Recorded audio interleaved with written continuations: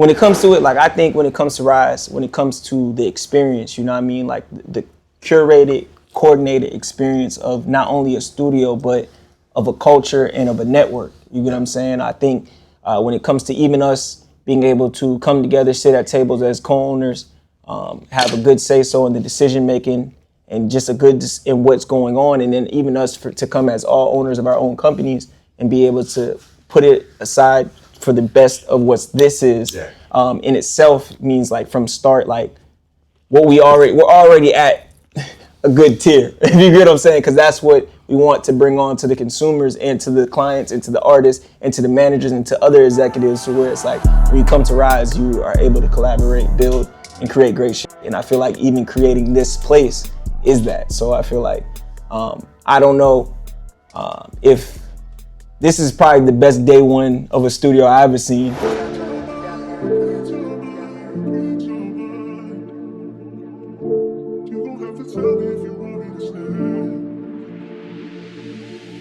Surrounded by a bunch of have-nots, bitches tryna steal my stash box, but I'm in need of mad guap. Just tryna write the plot. I'm in and out of places, even though it was mad hot. I can get gone in a minute if you let me. Shorty, please don't test me. But if I get gone in a minute, would they miss me? These days I wish I could get gone, I'm too busy. You wouldn't even get me, yeah. So I'm faded off a drink or two. I'm in the mood. If you say that you got me, baby, please catch me too. Cause I don't know what I'm sipping, always crashing out confused. Confused by me, I'm like the man on the moon. I'm trying to meet my goals and get my mama in a different roof. It's been talk, so myself isn't gonna be me or you. Been trying to get my ass in the church. I'm in need of guidance, so I'm going back to the verse. And I've been wildin', reacting off of the times I've been hurt. Yeah, I'm trying to discover the words, I think it's a curse. Lately been feeling the worst. Baby, if you keep it real, I promise I'll take that shit to the dirt. I'm just trying to tell you some shit you probably should've heard on dogs. Trying to get my dogs that can't make it out, they stuck up in their head. I'm trying to get them out, trying to make the small bread become bigger amounts. And we don't talk about no blood, cause that should've fallen out. I had the D on my back, trying to put me in a box. And when I think about that day, it should've been me in a box. This be the shit in my head, it's like a endless fold of thoughts. And this the weight I gotta carry to the tomb till I drop. Surrounded by a bunch of have-nots, bitches trying to steal my stash box, but I'm in need of mad guap. Just trying to write the plot. I'm in and out of places, even though it was mad hot. I can get gone in a minute if you let me. Shorty, please don't test me. If I get gone in a minute, would they miss me? These days I wish I could get going, I'm too busy. Wouldn't even get me. So I'm faded off a drink or two. In the mood.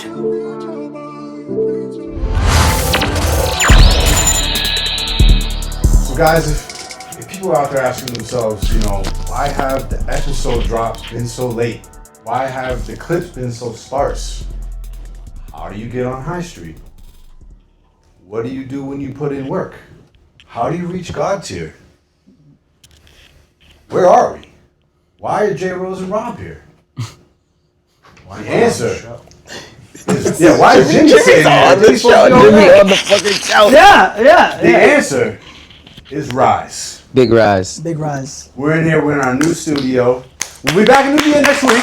Don't worry. Don't worry, but we want to do a special episode with us, the guys. Yeah. The owners of this motherfucker. Yeah. We had a grand opening the other night. Amazing. It was really amazing. Phenomenal. Wow. And we're here. We're in here. We've been working on this place for a while. Yeah. You just saw the tour with J. Rose as he did a song that we had together. Yeah. A lot more on the way though. A lot more on the way. Now that we're here. Now that we're here, it sounded crazy. Amazing, man. Sounded crazy. So how you guys feeling about this shit? Amazing. This is awesome. How you feeling being on this side? Jimmy on this side. Jimmy's on I camera. have to do shit. Sorry, Vinny. Shout out, Vinny. Hope you're doing okay. No. He said. Oh, he's making himself at home. Cozy boy Talking Jim. about, We can we're finally all get high on roommates. High Street again. Do you guys Yes. understand that we're roommates now? Wow, that's crazy. shit is crazy. We're drinking openly tonight. We're not pretending to drink seltzer this time. Well, Yeah. we actually do drink seltzer at Nudia. Sure. Y'all can't smoke it. Oh, you can't smoke No, in New can't Deal smoke in New Deal or yet. drink in New Deal. They're working on the license. Oh, Yeah, I'm for about the to say, do you lounge think, type vibe? they'll ever, because they have a big space for Oh no, they're working hard on They're it. gonna There's get there's gonna hopefully be this year, fire. yeah. And what, they would section off like one little area? Probably That back room. The back room would be Only in smoked out. Rise. Yeah, they would just put filters, crazy stuff. Yeah, that's- it's gonna be popping. It's gonna be popping. But I thought maybe to start, guys, we could kind of go back to the beginning, and how this shit all came to be. It actually, in a sense, started on this show when we had Lou Armstrong as a guest, and that was the first time that I had really met him, spent any time with him. We got to know each other a little Shout bit. out Lou. Shout out Lou. Shout out Lou Armstrong. Shout out Lou. Shout out Lou. And the mayor, and, mayor. and he was like, "Yo, I got this studio. You know, I want you to see it. I'm wondering if you want to be a part of it or something like that."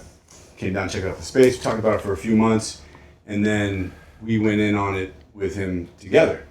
And then at some point, he phased out. And during that time, first it was very serendipitous because I was looking for a space. Yeah, Jay Rose had separated from the Sound Lab. yep.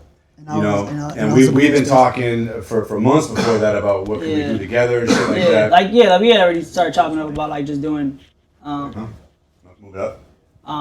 we had already started talking about like doing like just collab mixing and you know what I'm saying, just more cookup. So yeah. Right. So we were talking, and then we had this opportunity here with Lou, and then I didn't actually know you. We didn't. Neither one of us knew you at that point, Rob. Yeah, facts. Right. No, I knew of you. I knew Yeah. that his name was Rob Puts in Work. Right. And I was like, okay, That's me. okay. Yeah. I guess I'll just choose to be okay with that. And so, I Funny think motherfucker. when I think we had sat down and then I was like, yo, I think I got one more person Right. that I want to just get Right. involved in this.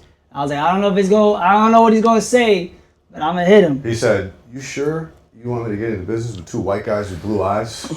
Yeah. We just noticed that we have blue eyes today, actually. That's Yeah, true. facts. That's true. Never looked him in the eyes, true. guys. I'm talking shit. You're a real man. You don't look people in the Nah, eye. I'm You talking look shit. I other just never dudes in noticed. the I never eyes. noticed because you got shifty eyes, Jim. So you Oh, wow. he be looking this way. He be looking this. The man down.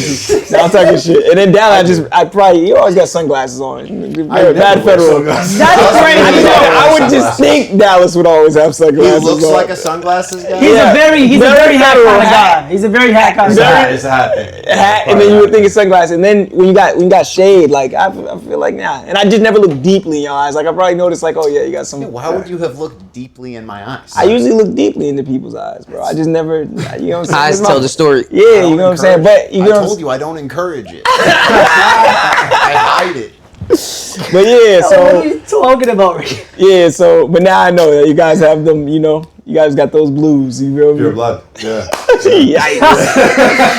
Yikes! You get what I'm saying? But nah, Yeah, Vinny said it was the paint swatch, Aryan Blue. Aryan blue eyes is insane work. But you know what I'm saying? From Like, there. yeah, we here though.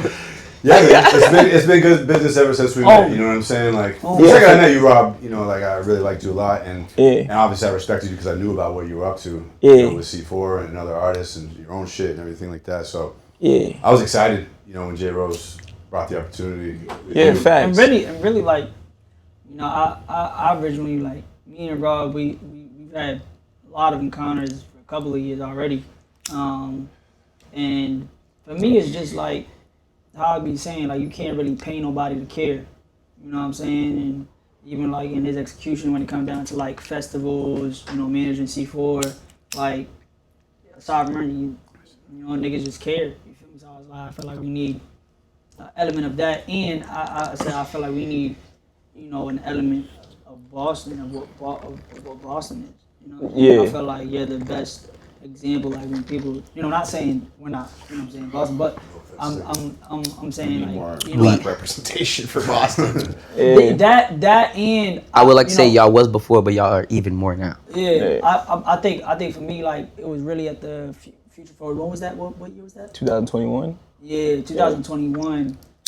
I seen this madman cook that shit up like crazy, and from that I was like, yeah, bro, I feel like he's gonna be a good add-on, to the piece, and it's not gonna feel like an add-on. It's gonna be like, if I turn head and I go somewhere else or whatever the case may be, I feel like Rob can speak on my name or on behalf of anybody, and we don't gotta question it of, you know what I'm saying? Like we spent enough time and we're gonna spend enough time where we can, you feel me?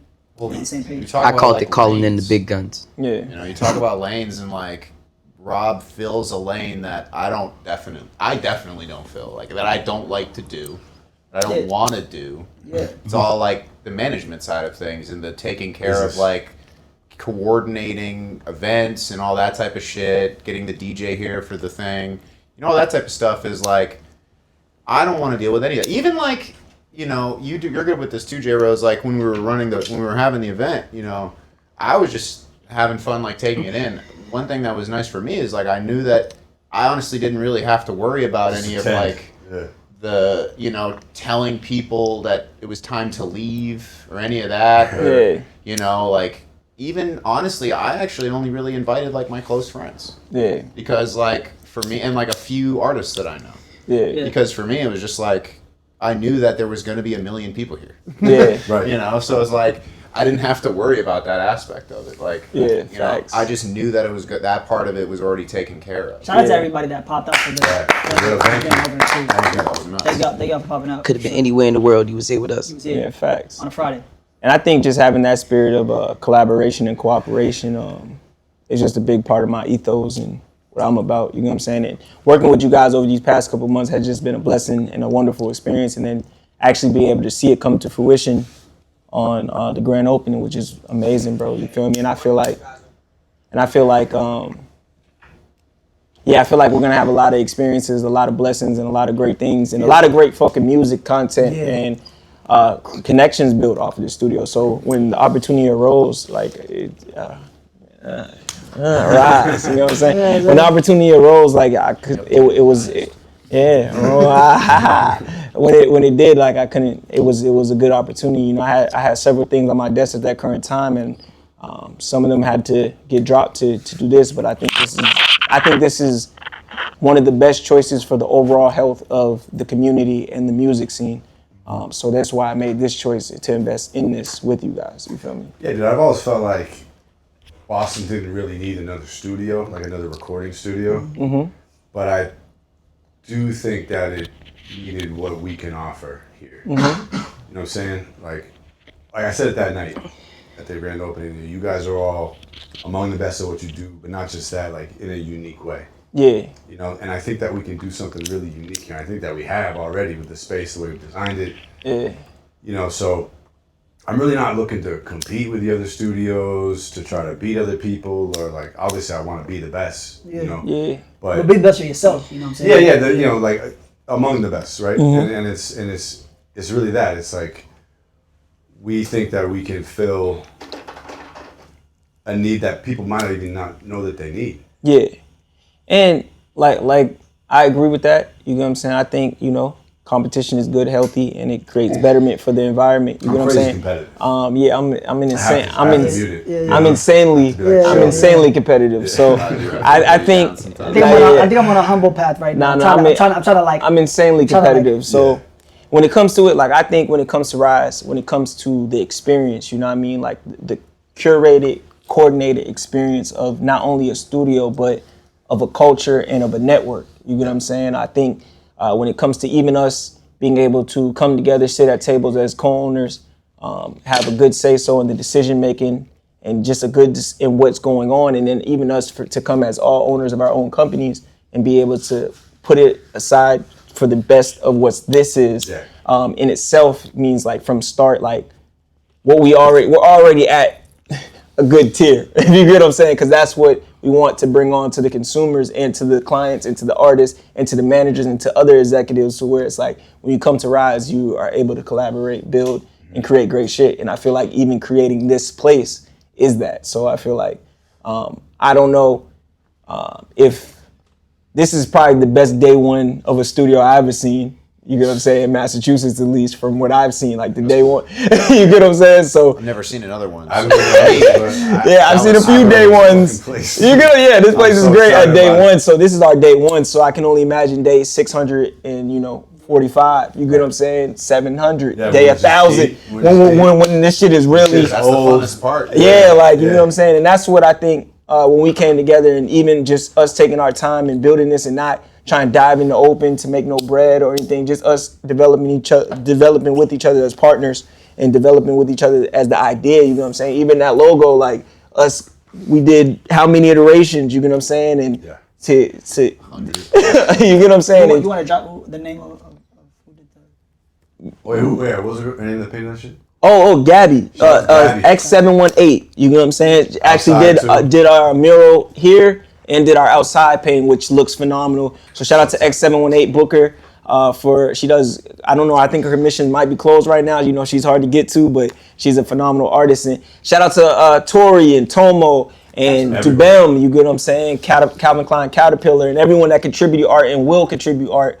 And yeah, just creating an environment that supports artists and art and creation, you feel me? And I feel like that's what Rise is about, and that's what we on here. So I'm just super excited to be a part. I kind of look at this as like a design problem. Yeah. You know, like how do we design this place so that it's amazing to be at, super fun to use, and you feel like you get the best fucking outcome you've ever had. Yeah. You know what I'm saying? Like, I love Steve Jobs and Apple, like those products, and like the way that they thought about every little fucking thing. Yeah. You know, every touch that the customer has, I want to be like dope here. Yeah. You have to make it fun to use. That's like, that was their whole ethos. Is like, it has to be a pleasure to use it. Right. Like every single thing, every single action that I do has to be the best way that I can do it, possibly. Like, you know, it's not like we had like a ridiculous budget for this shit. Yeah. Like, we're working on a shoestring budget. So it's like, we got to make sure that what we invest in is the best shit. Yeah. And that what we already have, we use. And that we're not wasting money. You know what I mean? We don't like, waste money on whatever the industry standard is or something. Yeah, like there's, you know, like, especially even with like the hardware choices that we started off with, like they're a little different than the norm. You know, and that was definitely intentional, like, because there's a lot of shit that everybody has, but there's a lot of shit that we have that nobody has. Yeah. In terms of the gear, for sure. So like, for sure. If there's a certain thing maybe that you need in your chain, like maybe you don't get that here. But well, I don't think it's that. I think when and I love that you said that. I think usually when someone thinks of that's not what I need, it's usually because they don't understand. So I would say so you had said that, like, you know, sometimes the chain, you know, like the chain that we have here, and we're talking about, like, you know, for the gear heads. Yeah. You know, I think and even aside from gear, bro, I think one of the main reasons why people steer away from a lot of things, you know, when we talk about music, entertainment, but specifically on this gear, I think, like I said, for everything, it goes down to knowledge. You know, I think for, like I was talking about earlier, for someone to learn to come here, let's say, or go anywhere and book 4 hours, you know, and then you see it. Like, I remember my first time going to the record co. Originally, when I went to the record co, over at the lab, they didn't have a patch bay yet. So so when I went over to the record co, it was kind of like my first time really fucking with a crazy, like, dumb patch bay. Right. And it's not that not that a patch bay is like hard to use, but sometimes, you know, the labels, the configurations can be different. If you don't know, what I'm saying? So, you know, it's daunting. And the learning curve, when I'm thinking about, like, my 2 hours that I booked, the 3 hours that I booked there, I'm like, wow, I'm gonna spend 45 minutes trying to learn it. If I knew it, it would probably be great, like fire. But just the process of trying to learning curve or trying to acquire the knowledge and verify if it's for me, that little learning curve becomes such a long, like, okay, I'm just gonna go to what I know. You know what I'm saying? Yeah. And I think probably, you know, the one of the things that I want to accomplish here with you guys is educating people on what's what. You know what I'm saying? Like, a lot of people, when it comes down from management to engineering, production, photo and media, a lot of the times, you know, when you tell somebody, hey, I'm going to charge you for a $5,000 job or a $10,000 job, they're like, what the fuck? And it's usually because they've never encountered what a $5,000 or $2,000 or X dollar amount service feels like. It's kind of like for someone that doesn't go to fine dining and you go to a 5-star steakhouse and the bill comes out to like $500-$700, and you're like, what the fuck am I paying for when I just had a steak, appetizer, dessert? You know what I'm saying? I go to steakhouses, not but I got one thing to fucking make. One thing. But you get what I'm saying? I think that same process is the reason why a lot of people go to like, oh, I got my house set up, and not saying that your home setup is not the best thing or whatever, but I think the main reason to intervene with what you said about the gear not being probably for you, I think. I mean, I think it's for them, but they might But not know that yet. but in the curve is getting them to know, by using this you can accomplish X, Y, Z. Let it be through the gear, let it be through talking with Rob or sitting down with Seefour or seeing Seefour perform or rap or Jimmy get in the camera and going from 60 frames to 24 frames. Like the amount of times I've been in rooms with people with a camera and they don't know that they're shooting in 60 frames. And they think it's like, bro, but then I gotta sit back and I'm like, I can understand though. It can probably be mad. What about when you go to somebody's house and the TV is still on like smooth motion? I also can't. Wait, are you saying smooth motion like? So wait. I think the TV still is. Okay, wait. Yeah. So smooth motion is like the fast, like when the shit looks like too clear. It looks like too clear, but it looks like it's shot in real time. Like it's not like cinematic. It's AI right. Okay, great. I remember I seen a TV, I think at Best Buy one time, and it was like an expensive ass TV, big as shit. But just the frame, it looked like homies was holding the camera rig like right in front and shooting it real time. Like, yo, it don't look cinematic. So what is it called? It's usually, it has different names for different brands, but it's usually something like smooth motion.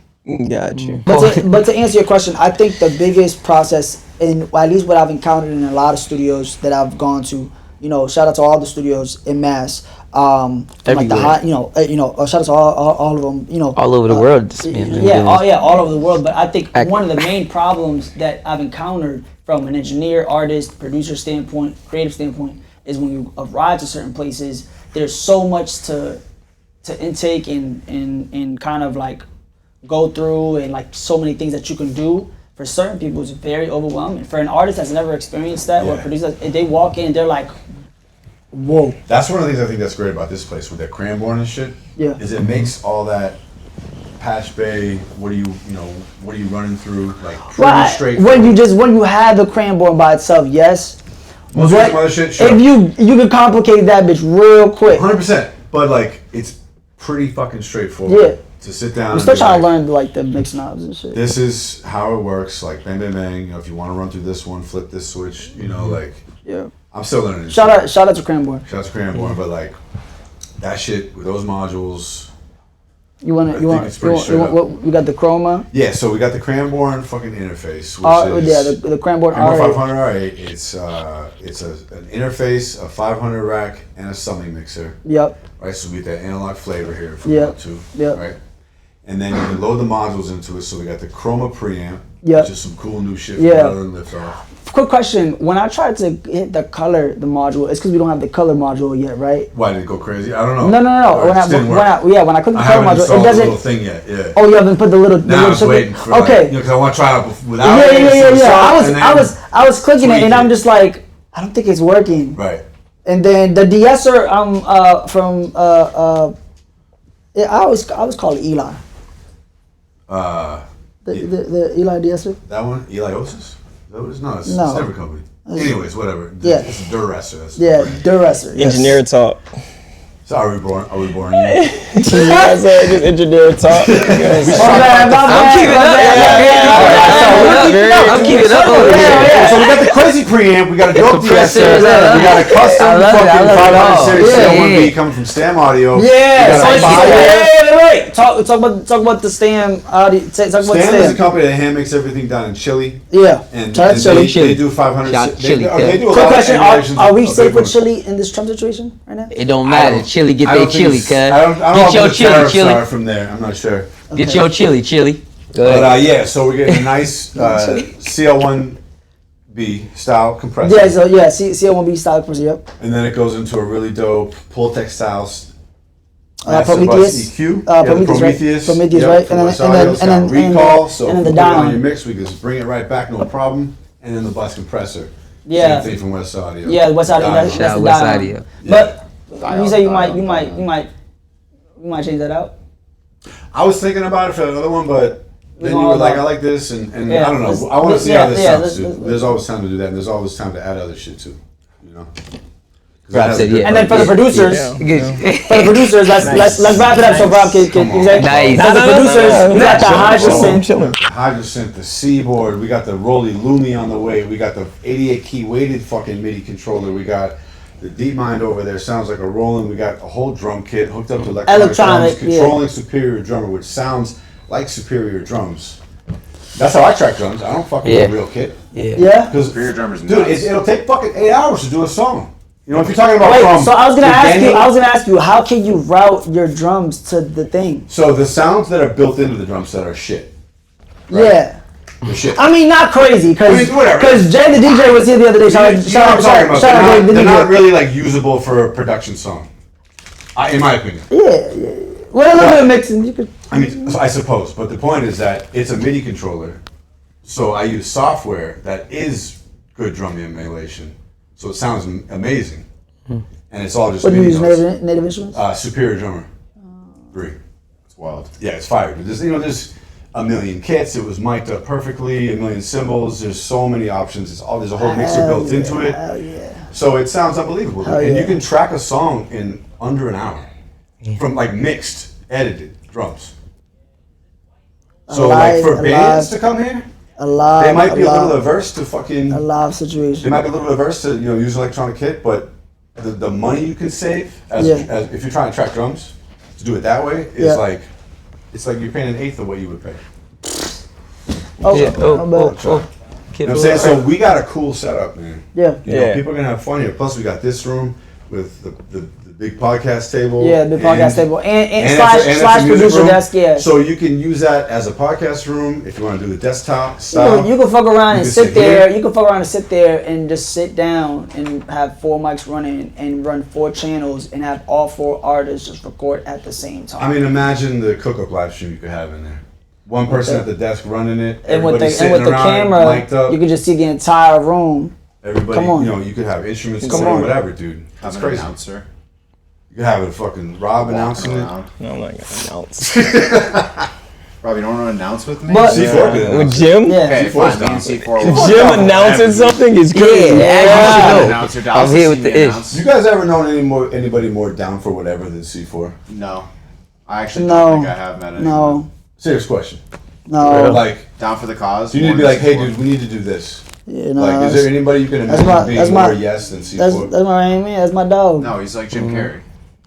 Right. Pure Yeah. yes. Did you like get that fortune or whatever? You have to always say yes. Yeah, he has to say yes. Nah, I don't think I always say yes though. I think He my just role. knows what is awesome. Yeah, He knows what can make also awesome. too though. I follow my heart. I think that's why me and Rob click so much. I think that's why me and J Rose click so much. I think that's why even then I try to set my people up around me for greatness, because I wouldn't throw them into something I would throw myself into and not know how to get out of it. Yeah, I'm just always that guy. You know what I'm saying? To kind of help. Six men. I just play my role. I play my role very good. You know what I'm saying? You know. That's why I'm here. I'm here to play. Technically, you're the fifth man. True. You know, and it Yeah. goes, and, you know, and it goes just back to what I be saying, bro. Yeah. You can't pay nobody to care, bro. Right. You know what I'm saying? Like, you could definitely pay somebody to get the job done. You know what I'm saying? But I know anesthesiologists that work a full like. Yeah, I know. I know one. I know one. There's one out there right now that's like, he's talking about me. But nah, like I know one anesthesiologist, and he make dumb. I'm talking so like dumb, retarded money. But fucking $1,000, I don't really think he loved the job. You know what I'm saying? Like, you have a lot of people that do stuff because they good at it. You know what I'm saying? But it really don't mean that they love it. And I prefer to spend a lifetime doing something that I love, and maybe not. You know what I'm saying? Acquiring everything from the jump. You know what I'm saying? But if it was my last breath today, I could say, like, obviously I think everybody has things like they'll regret and wish they spent more time with. But at least for this right here, when we talk about like where I'm at right now, I don't think I've ever been in a happier place and more just peaceful environment to actually make this happen. And I think once you create that, people that don't care get rooted out. Like, it's very You don't apparent. care, you can't keep up. Yeah, but also too, like, don't take Just fall those. asleep on the couch. But also too, what's very important is don't take those, like, those people that really care. Don't take their kindness for weakness. You know what I'm saying? I think that's a thing now. Yeah. That's it's been in the world, but now I think it's getting more it's getting more like intense with people, where it's Good like, point, man. And I yeah, think- where and like I- you could put up your points all year, double doubles, and still get traded. You know, you could still, you know what I'm saying, where it's like they waive you, they don't spend time with you and get you back if you injured, make sure you right. It's just like, yeah, let's throw you away because you know you're so-called, what's that word? Expendable. Expendable. Like, yeah, like, and I just feel like, you know, with this team, we're very tight. So it's putting up the points this year. I like it. Yeah, facts. And like I said, this is just day one, bro. This is the Celtics in 1940. You know what I'm saying? This is early, so you know what I'm saying? You know I what like I'm that. saying? Like, we got decades to go, so it's just another play, another situation. It's gonna grow from here, and it's a beautiful thing. Like you hear these motherfuckers, man, they reeling off fucking technical advance. That's our day one, man. Some shit you ain't never heard. You know what I'm saying? Type it in. You feel me? Yeah, definitely Google that. I'm so And then even pumped. talking about the media room, I want to take some time and Oh, just yeah. so Jimmy can build on the media room, and you know that's his brainchild. So Yes. you know, I think we're one of the few studios with a 3D printer and shit. You know, that's Jimmy's Yeah, brainchild. that So talk a little bit that, about- that 3D printer is. Go ahead, Jimmy. I Go want to hear a ahead. little bit Jimmy, more go about ahead. that. Like, what was your thought process in that, and just being the I mean, it's media? like, you know, it's a small space, so Yeah.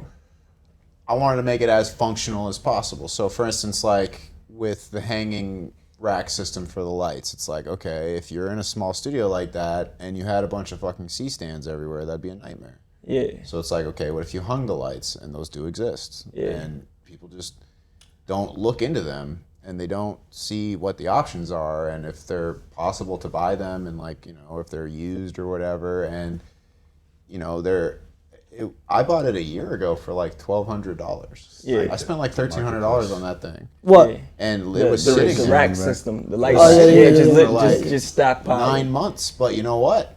I knew that eventually. Can you explain? We're gonna be able to use that fucking thing. Can you explain the rack system? To Yeah, it's got, so basically, Isn't it it's called like a Z's? It's called like a pantograph rack Yeah. system. So Yeah. these things called pantographs, which are like, you know, like accordions. They're like metal accordions, and they pull up and down, and they're weighted. So you can put lights on them, and then hang the lights above, and then pull them down to the ground. So it's like goes all the way it's from kind of like the ceiling to hangers that you ground. can pull down. So, Yeah, and then so that's the main lighting system, and then we'll have other stands too if you need to have like a far away. There's also 2 studio flashes, and with like a lens for focusing, so you can have like, we have, you know, a bunch of gobos and different shapes that you can have, and if you know how to cut light, it's a fun way to like learn how to use studio flashes, because you know most places they're not super accessible, or it's like an extra or something like that. It's just, you just have to know how to use it. So you know, watch a YouTube video before you come in. Like, look up Godox 8600. Maybe we'll put it on a knowledge base. Or like, Yeah. you know, we'll make our On own the YouTube site. video on Yeah, how to yeah. use it. 'cause Rise GPT. it's not that hard. It's just like, but like the level that it can advance to your photography, like the first time I used a studio flash was unbelievable. Like, it was like, oh, I didn't even know that my camera could do that. Yeah. Like, and one nice unique thing about, you know, our photo studio is that it's like, it's dark. You know, a lot of places are really bright, and I think that, you know, it's nice, but that's also Perfect like, gray, right? you feel like in your experience, the dark rooms. well, you get a level of contrast that's unachievable anywhere else. You know, like you can't, you know, people have this thing where it's like, yeah, I can see the point where it's like, yeah, you want big windows and all this and yada, yada, yada, but it's also like, what if you wanted to like craft your image as much as possible? Like, because it's not, you don't need that big of a space. Yeah. Lights are rated for 3 feet. That's the brightness rating, is 3 feet. You're talking, So you're talking different that's language. how far they're expecting these lights to be away from people. And it doesn't need to be that much space. You know, that's all I'm saying. So, and also we have the 3D printer that I got, and I did a full build. So there's a build in there with a 3090 that you can use to edit NVIDIA 3090 and an i7, 32 gigs of RAM. You know, it just runs well. I got the OLED in there, OLED TV. The crazy thing about the 3D printer is like how many little things that we needed around the studio we printed. Built. You know, coasters. Yeah. fucking Coasters, yeah. I mean, that wire 3D printed, holders, motherfucker. Come on, Yeah, rack man. covers. There's another one. There's another coaster. Same day we can. So, like- Another coaster right here. You know what I'm saying? Like, if you need shit, like if you need a piece for your house, for some, even for like a fucking light It's switch tough. or like whatever, It's dude. tough. You know? And even just being able to Shit is think, solid. and, Unbelievably and that's where I think you know, the level of thought, intention behind each room, each space, each equipment. That's one of the reasons I definitely wanted to come on board, because I want to just give you guys your flowers for being like, you know, technical minds, like on what you do. Like you guys, Jimmy know new shit every day. Dallas know new shit every day. J. Rose know new shit every day. You know what I'm saying? And then it's my job. You said what? Yeah, it's like, and it's my job just to be able to articulate that to consumers and to our branding and our visuals. And they make it extremely easy because they learning like. If I go away for 2 days, I'm gonna come back and there's some new technical shit here. You know what I'm saying? And so I'm just like ecstatic about the possibilities of that, especially once more and more people come in, there's more and more ideas to be executed on, and then there's more and more things we can do. And then with the invention of and the of mad new stuff coming, like just being able to be ahead of the curve and be one of those spaces that in our ethos, being ahead is our thing. Like we're not settling in to the idea of Rise. Like the idea of Rise is actually to continue to grow in our craft. You get what I'm saying? If I was somebody that came here, yeah. So I just love that. I love that. If I was somebody that came here to like make music, I would expect there to be an upgrade every single time I came in. Yeah. Like there'd be some cool new thing that you can either fuck with or use functionally, some functional tool that you can use to either like, you know, a new light that's even better than the ones that we had before. Or like a little smaller one that we needed or something like that, or even something small, like, or we got like new cables that are better, or we got another new synth, you know, or we got something that we thought was cool, or like try another mic. Try a different mic. Like there's never satisfaction in the gear. Like I think you can't, especially with this type of stuff, you can never be satisfied because it's like so easy to be satisfied. You can just Google it. You could be like, oh, what mic should I get? It's like, oh, sure, SM7B. Easy piece. Just go buy that. Fucking, what camera should I get? Sony A7 III. Easy piece. Just look it up. Or Blackmagic, the smaller Blackmagic cameras. But like then you look into it a little bit more, or you do stuff and you realize what you actually need. Honestly, through fucking up and buying the wrong thing. A lot of the time. And then hopefully you have enough money after that to buy the right thing. So. And I think we're at the point now where we're starting to. I think every decision that we made for this place was the right decision.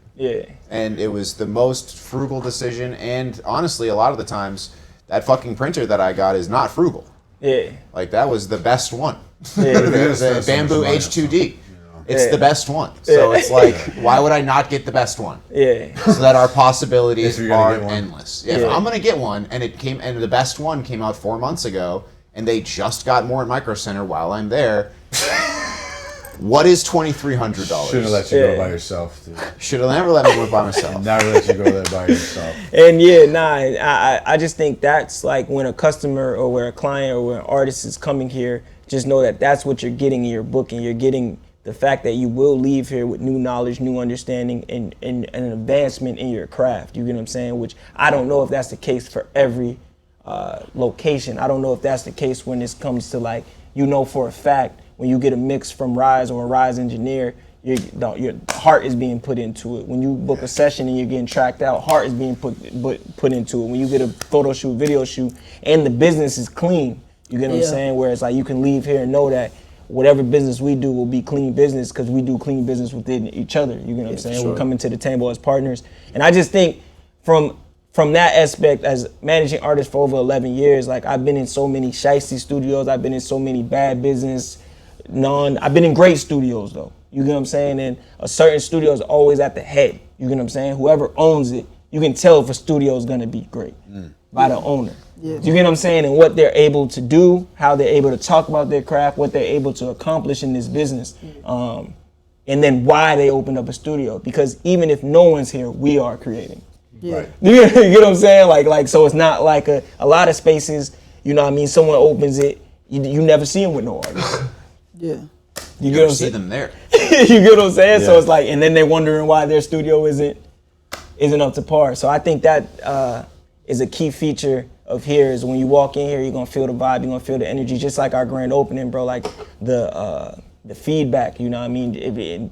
Just of feeling the space and like the energy of the people that came and like how everybody wants to be better, how everyone wants to grow and everyone wants to rise, you feel me? And I feel like the studio is just, it is a testament to that. So I'm just super excited and thrilled. I keep saying it because it's like, this is a phenomenal like this is a phenomenal mark for each of us. You know what I'm saying? And it's like a milestone for each of us that I think in time, like we'll look back and be like, damn, that was the start of that. That was the start, yeah. And it's like, this is one hell of a start. I started a lot of things, you know what I'm saying? And this is one hell of a start, bro. This one feels like the one. Feels like a good start. Well, nowadays they're all the one, but you know what I'm saying? Like nowadays, what you say? I've never had this much of the one feeling before. I've had, this is probably gonna fall through feeling, but not much of like this is the one. Like it's I'm not gonna say it's like foolproof or anything like that. I just think the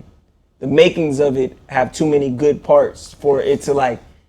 And we've been through enough already together that where it's like, come on, bro, bring it on. It's not a guarantee because nothing is, but it does feel like if we put the work in, then fucking this shit can't fail. Yeah, it's like one of those things. And it's like when it comes to time, bro, when it comes to y'all expertise, like I said, I'm gonna keep harping on the expertise. Like y'all are so skilled at what you do. You know what I'm saying? Like we're all so skilled at what we do that now we just have a location to bring it all together. And so it's like there's no losing.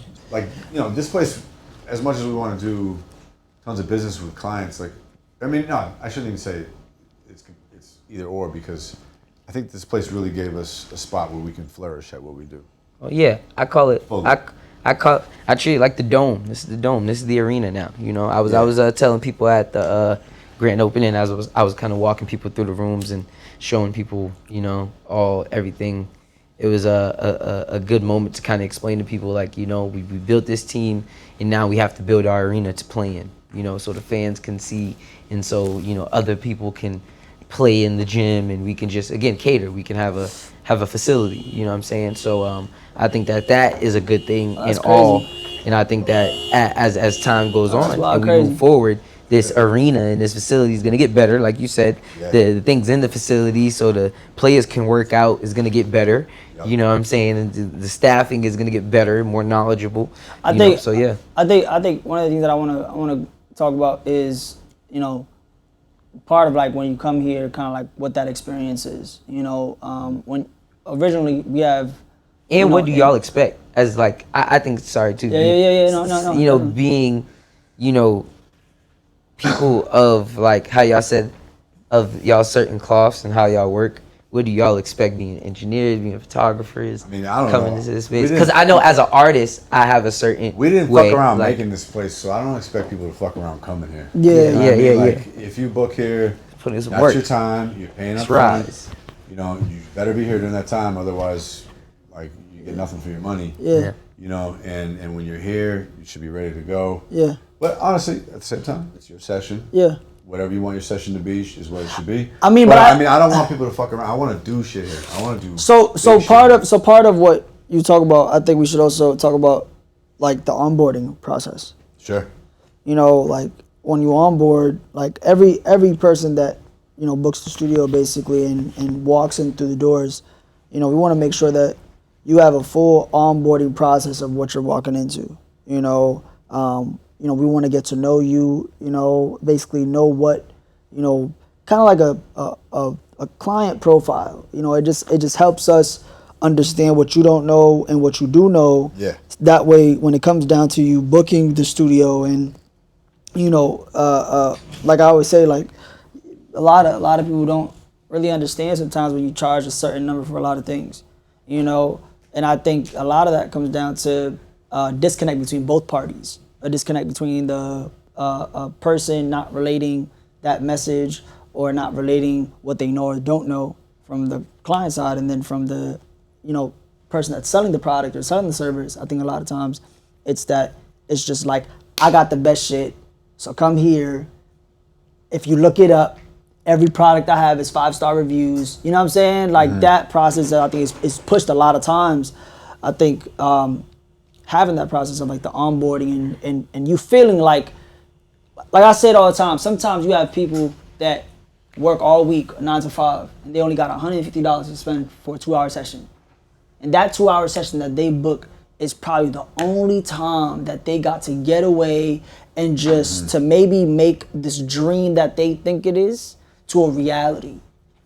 And so many times I've experienced that it's just like, okay, cash grab money, let's do, I'm gonna give you the service, boom, it's a great product and keep it moving.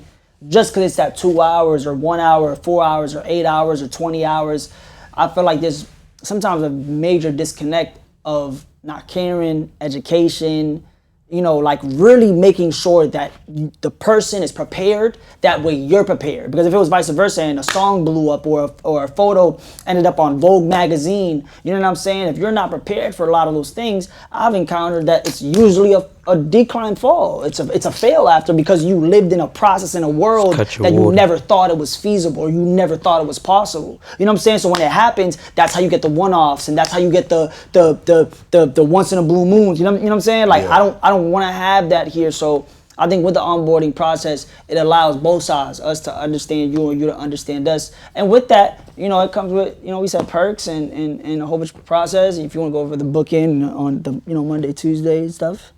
Oh yeah. Fucking, we're gonna do Sunday, Monday, Tuesday before 3. Yeah. Cheap hours, right? Cheap hours. You know what I'm saying? That's all we're gonna put for now. We're gonna put For just the room. Yeah, for just the room. Bring your own. Yeah. Book your own engineer, and then we'll have some discounts for us, you know, to start off. But I think to answer your question, bro, like what we expect, you know, being here. I think what I expect is, you know, I think I'm in probably almost 9-10 years engineering and kind of like in the music right now, and I've seen so many people around me that have amazing talent, manage, you know, things right. I had a convo with Rob a couple weeks ago, and he was like, "Bro, I think you can be if you just work on it a little more, you could be a great project manager." And we just talked about like the difference between like being a project manager for a certain project and being a manager where it's an overall like everything. You know what I'm saying? And I think Great Rob, that right there is what I feel like a lot of people miss when you go to a lot of studios. Even if it's not somebody that's doing it, but the ecosystem, the build of being, hey, we're like, a lot of times you'll have an artist go to a studio and it'll be like, this is my engineer. You know what I'm saying? He's calling you 9 o'clock, like, yo, bro, this mix, da da da da. And sometimes you have to draw that business line and be like, bro, I'm just your engineer though. I'm not your Therapist. I'm not your therapist, your project manager. Like, I'm not about to lead the whole project. But I think that we can, like, you know, enter into that here. But I'm saying that's in a more what, formal way. It's kind of what you're saying. Yeah, exactly. Yeah. Whereas like artists, you know, need help on different things, especially when it comes to like advisory, consultation, and figuring out exactly what to do once the music is out. And that's something that it's no one size fits all approach. You know what I'm saying? Each artist is unique in themselves because each artist has their own goals. And I think here at Rise, we all have a bevy of experience that we can discuss where the artist potentially could go and do after they leave the music here or after they create the music here. And I think that's another service. And when it comes to like being able to really discuss like the array of music. I mean, these guys are the technical guys, you know what I'm saying? I'm the business head, you get what I'm saying? The business, I love the music business, you know what I'm saying? I feel like a lot of artists and a lot of people even that aren't artists, let's say videographers, photographers, managers, they don't know the business. They have no clue about publishing. They have no clue. Absolutely. They have no clue about production, like the actual business side of it. They have no clue about rapping, the overall artistry of music and the business that goes into artistry, the licensing, the IP, the creation. And let's talk about rollouts, like when it comes to like, you know, creative deal making and contracts and making sure split sheets are signed and just the basics, but then also why you even do those things to protect your IP and your intellectual property. And I think here, just by being around us and being in a space to where we all have different levels of success and accolades in the music space and different levels of experience that, you know, okay, bet. Like, I'm about to go back to rock. Like, even when you go out of town and you go to New York or you go to LA or you go to Atlanta or you go to Canada or you go in Europe, London, I don't like, you know what I'm saying? And you go to a studio, you be like, the best studios, you'll be like, damn, I kind of get a vibe like Rise. And I just don't know if New England has that space to where when you go in, it's like, this energy is, I know this energy. It's the energy of when I walk in, success is close. I can smell it. Yeah, you know what I'm saying? And that's what you want when you go into a studio, I feel like. And I feel like Rise is going to be able to give that because success is getting closer by the day. And success is really already here when you are, you know, Yeah, I was gonna ask you, well. what's your definition of success? My Rob's- definition of in Rob- success in in Rob's life. world. Well, in Rob's world and in Put in Work's world, I'll say that. In Raw's world, me personally, like Yeah. in life, well, my definition, I'll give you the put in work definition, I'll give you my definition. Yeah. My definition is getting my entire family and bloodline out of poverty. You get what I'm saying? Until that's done, I can't sleep well. You get what I'm saying? So everything I do is based off that. That's what put in work really is about. You get what I'm saying? Like when it comes to making sure that my cousin's cousin won't know what poverty is. You know what I'm saying? So I got a lot of work to do. You know what I'm saying? So that's why I move the way I do, because it's not about me at all. My life ain't about me. I'm sacrificing my life for the greater good of my family. But Fact. when Yeah, it comes to putting work, You saying it? when it comes to putting work, you know what I'm saying? Like success for putting work is like when you walk in to a situation, are you confident? If you ain't confident, nothing fucking matters. If you can't reel off what the fuck you know confidently, and because you can get swayed and moved in any way, but when you put in work and you know that grind, and that's what success is like. Now I've reached a point where nobody can tell me my shit not valuable. And then once you get to that point, then you can build upwards. But you got to get to the point, till you at the point where nobody, I don't give a fuck who walks in this room, they can't devalue me. I don't care what they have. I don't care what they've done. I got my shit too. So if you come into this table, it's only like, how can we come together? But it ain't no devaluing over here. You're not gonna trick me out my spot. You're not gonna break me down to build me up. I ain't one of them niggas. You get what I'm saying? I got my shit, and that's what putting work really about. Like when it comes to like knowing like, yo, I'm a sharpen myself, and then once I'm sharpened, I can sharpen others. They're gonna sharpen others, and then we an army. You feel me? So that means we can walk into any room, any region, Get any crazy. territory, and we can grind it. You can either get with us or we can get with y'all. You get what I'm saying? It don't really fucking matter to me. You get what I'm saying? But that's what putting work, and that's why I invested so much time, energy, and effort into my region. Because going to all these places and then you got to come back to the crib, it don't matter. You I know say it what all I'm the saying? time. I say my I'm mom in still London. working 9 to 5. I'm in Germany. You know what I'm saying? I'm eating good. What I say all the time we was out. You get what I'm saying? You eating good. You this, that, and the third, and then you got to go back to the crib, and your crib not right. Not right. It's all the way fucked up, and then you realize like, damn, I shit hurt. gotta invest some time in creating my little own oasis where I know I have to always come back to. You I feel was me? just thinking about that today. Because Yeah. I was looking at my house and I was like, damn, it's a mess. You get what I'm saying? But yeah, you gotta take time. You got a nice girl though. You get what I'm saying? You gotta take time. And, But I and think- he said, yeah, I think you what gotta you're create saying, your own bro. oasis in your own environment. You feel This me? was But sometimes only the real can kind of move in their own chaos. You know what I'm saying? Like, and know how to get, you know what I'm saying? Oh yeah, that's through- what I'm the best. But It's one of the best. I wanted to make this place like a place of absolute comfortability. Yeah. Where I want to be here. Because Yeah. I know because I'm picky of where I want to be. Yeah, fact. We know you picky with these Especially with the- TVs, So Jay. it's like I want to be here. Yeah. If I know that I want to be here, Yeah.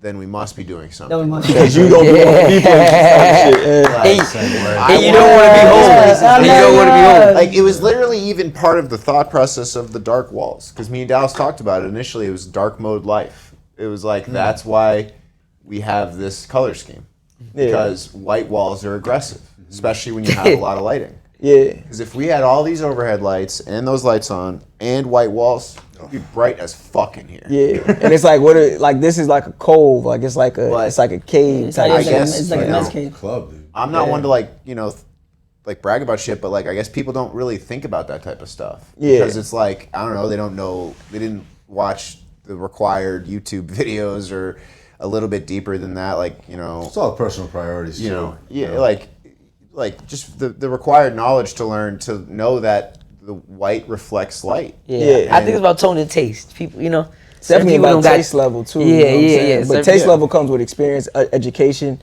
whether it be formal or informal. And I feel like taking the time to watch YouTube. You feel me? I feel like Taste people don't is the even most do. important thing for everything. Yeah. It's all of music, all of making music, all of making art, everything, editing, Yeah. directing, everything is there. It just comes down to just being like, I think that looks cool. I think that sounds cool.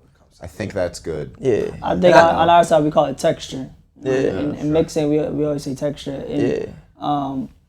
You know, I think also, you know, when it comes down to Actually, let me ask you, Dallas. What do you think? Not what do you think, but what is your definition of perfection? Right? Or success. Success. I'm sorry. Success. Success. A success Yeah, between success. you as Dallas Rose and for High Street. And I think that's a part question for you and James. So I think I would say, and I'd have to figure out how to measure it. Yeah. Right. But like for High Street and the studio, you know, because they're very linked in my mind. Yeah. Same. Yeah. To be like a vessel for something important that happens for Boston music. You know, for like that, like I feel like there's a story being written here, you know, about like the rise of Boston hip hop. You know what I'm saying? Like in like in 10 years, I think people are gonna be talking about that. Yeah. You know what I'm saying? So I think I view success as us being a part of that. Yeah. And like an important part. And you're saying this is as Dallas Rose, or Dallas High Street. Rose, High Street, Rise. I mean, it's all so close. Yeah. You know what I mean? Like, but I think, and I don't know how to say like, okay, it happened because it's kind of It's Like happening. being a part of what I'm talking history, about. being a part of history, But yeah, of man, the growth. you know, Of But you don't know when that history is gonna have that period, and it's just gonna be like, okay, this is where I got. Yeah. You know what I'm saying? Happen when you're experiencing it. You don't know until after the fact, you know. Yeah. So, It's like one of those things when you're old, you're like, oh, I guess it did. Nice, it worked out. but that's why I do so much extra But shit. when you do know you're a prophet. Like my favorite thing is making beats bounce. and recording songs, you know. But like I do this podcast, I open the studio with you guys because for whatever do a lot, reason bro. I'm driven to try to build platforms and facilities and videos. things for the whole city to get off on. You know, so I think success with that is what I would call success. And so let me build on something off of that. Like, how do you feel like? Because like I said, like I'll tell it to anyone. You've been a great business partner. You know what I'm saying? Your communication has been. You only want the best, bro. So I can say that, like, you know, if any motherfucker is questioning that, I've seen it in real time. You know what I'm saying? So I can't allow another man to ever discredit you in that fact. Like I know you want the best for the environment and the scene. So I want to know, like, from your own standpoint, what do you say to the people that sometimes because of the color of your skin or because you're a white man in a black space, how do you feel about that? What can you say to them that don't know your work ethic or don't know the time? I know you stay up hours talking about this shit. It doesn't keep me up too much, you know, because it's just a thing. But I say get to know me. Yeah. You know. And you're not ducking from that. You're not ducking from the, yo, you can Certainly come not. see it. Like Yeah, I'm real certainly time. Like not, I'm yeah. not, and I I mean, I wish it wasn't a thing, but I know that it is. Yeah. You know, and I think it's a matter of time before those things fade. yeah. So it's all good. And like I said, like I've seen your work ethic up front. I know you put your Facts. money where your fucking mouth is. You know what I'm saying? When it comes to like investing Money, work ethic, time. Yeah, and I know like, you know what I'm saying? Like, so I just want to like, you know what I'm saying? Like, Appreciate that, yeah. but then the fact that you said it, like, come see, get close. You know what I'm saying? And I ain't scared because you know a lot of people. Specifically, I'm talking about white men. You know what I'm saying? Like, cause I like. Why are you looking so hard at Vinny right now? We're not Vinny. But we all have the main thing, them Aryan blues. Literally, like fuck. But no, fuck, I don't know what shit. camera to look at. But what I'm saying is you're about right. white men and white people, and a lot of people, they duck the personability. You know what I'm saying? They're always hiding behind someone else's decisions, or they're always saying, "Oh, it wasn't me," or "It wasn't this, that, and the third." You know what I'm saying? What I will say about Dallas and Jimmy is every decision they make is their own, and they'll stand by it. Yeah. Which I have a Either deep- success or failure. I have a think too- deep respect for that. You know what I'm saying? Y'all never, Heavily. y'all not running, and like he just said, like, come get close. Like, you know, there's a lot of people that would never say those lines. Yeah. You know, because they're always hiding behind someone else. Yeah, You know what I'm saying? And I think that's a lot. I think that's even in when you I think it's a lot of people. I think that word you use and accountability yeah. to that. Like, you know what I'm saying? There's just So they're ducking, and Yeah. that's people of all races. You feel Yeah, me? Like literally. when it comes to ducking behind another man's decision or ducking behind another man's face card and not standing true on his decisions. You feel me? other Or- people's opinions. Yeah, and not being able to stand on their own too. You get what I'm saying? Like not being able to stand on your feet and decide who you are as a man or as a person. You feel me? And one thing about Jimmy and Dallas, they're individuals. They're unique in their own sense. And J Rose as well. All of us. You know what I'm saying? And I just got a deep respect for that. And yeah, I just wanted to make sure we talk about that because I feel like a lot of times people are scared of those conversations or they're scared to address things. But then it's like They exist, bro. It's cool. And I Niggas think scared of life. And I think as partners, like that's one thing that we able to do. Like we can laugh about this shit. Like, and I'm still like, gonna argue with you about Juneteenth. see, yeah. I know I'm not gonna get this motherfucker, man. And yo, Want to bring it up? yeah, he said he was gonna bring it up too, but this motherfucker, man. But yeah, and I just think that's even that like on Dr. Dre and Jimmy Iovine on the what's this shit on HBO? That was a good show. The Lost one. What is it called? The one about them getting the. What is it called? The ones. It's called the The one ones. about them making a Defiant ones. Defiant ones. Oh, The yeah. Defiance when they said called Seefour. more. Jimmy Iovine and Dr. Dre was like more black people should go into business. You know what I'm saying? And like just because we're able to bring different perspectives to a situation. And I think even in this space, like I seen that in real time. You know what I'm saying? Whereas you guys. You get what I'm saying? I got to bring my aunt here. Y'all bring it, y'all mom. You get what I'm saying? Like it just learning, like bro, and learning deeper about. And too, sorry to put on to that, like how you said about that story about the defiant ones. You gotta look at people that kind of like went against the grain and was still defiant, like a Master P. Where it was like Jimmy Iovine, that same person was like, bro, I'll give you $1 million to sign with me right now. He was like, nah. And went and go build his own dining. It still made it make sense in that same industry. But go ahead, yes. Yeah, so and just to build on that, like I just wanted to address that, you know what I'm saying, and just let it be known, like, yo, this is good business. I fuck with that. Good business has no shape, color, form. Good business is just good business. Just being honest with people. Big Jimmy, business. what would you say is the definition for you for success and as representative of in Automatic Code, for High Street, like what does? I mean, I don't know. One thing I've noticed when I talk to a lot of people is like, I try to tell people about the cool stuff that we have or that I'm doing. Like, oh, I got this printer. You guys don't even know how easy it was to set up. One thing, a line I've noticed a lot of people tell me is they say, you shouldn't tell people that. And I say, why? You shouldn't give They people say, the sauce. because then they're going to get the sauce. And it says, and all I think is, why would I not want everyone in Boston to know like shit like this? Why would we not want people in Boston to be better? It's this exact mentality that is holding us back and pulling us back. We're being like, oh, if you know anything, you can't tell people because then they're gonna steal it. Because then they're gonna double up on you. They're gonna take your And it's profit. like, They're how gonna about take your clients. how about if you're just nice and genuine with people and you just are like you just talk to them about it and you're like, yo, look at this cool thing I got. Yeah, man. I And think you just do that. That is the that means easiest way. more like, and I say, Because you gotta realize, As a- everybody can't sell crack. what? Right. Yeah. Like you can teach rock them, it, you you tell can them bag how. it, you can't sell it. Yeah. So I can give you the formula on how to touch cook base it. on what you said, That like, don't mean you can sell it. as a Latino, you feel me? Like in Puerto Rico, you don't really care about like what you got on, or the diamond around your neck, or like how big your crib is. Like if I can sit down with you and have a cup of coffee, you know what I'm saying? We can just talk. You can sell me whatever, and I'll buy it.